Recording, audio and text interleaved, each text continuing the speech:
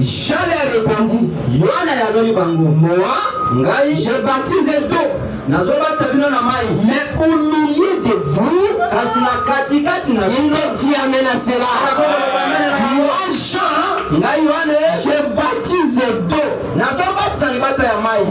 au milieu de vous,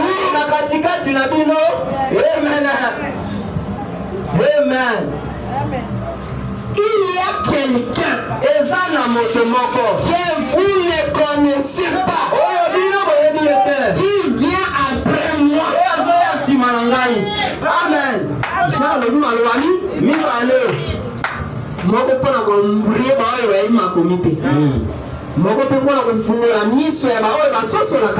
Voilà. Moi, Jean, je vous baptise d'eau.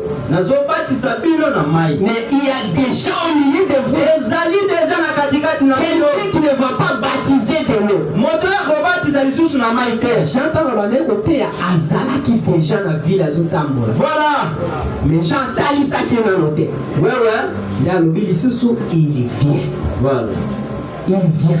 Azoya. C'est-à-dire Nakotali Sabinoye. Amen. Quand je parle de Jean-Baptiste, regardez les révérends William Mario Branham. Acclamons le Seigneur Jésus-Christ. Je ne suis pas dit de délier la courroie de ses souliers. Ces choses se passèrent à Bethanie, au-delà du Jourdain, où Jean baptisait. 29. Le lendemain, Jean vit Jésus venant à lui. Il dit, voici l'agneau de Dieu qui ôte les péchés du monde.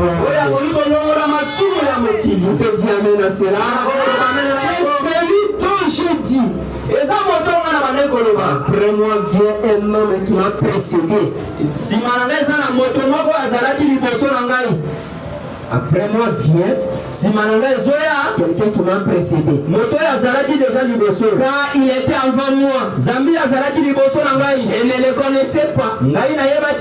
Et ça, afin qu'il soit manifesté à Israël, que je suis venu baptiser d'eau. J'ai rendu ce témoignage. J'ai vu l'esprit descendre du ciel comme une colombe et s'arrêter sur moi. Je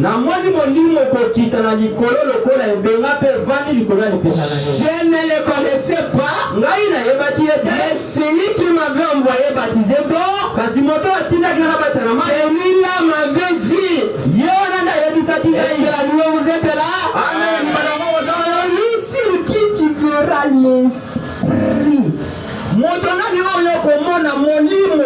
les signes, la colonne de feu, descendre et s'arrêter. C'est celui-là qui baptise du Saint-Esprit. Les signes pour Jean-Baptiste, c'était de voir les signes au-dessus de l'agneau. Et moi, Jean, je vis. J'ai rendu témoignage. Il est le Fils de Dieu. Le lendemain, Jean était encore là avec ses deux disciples. Et ayant regardé Jésus qui passait, il dit, voici, voici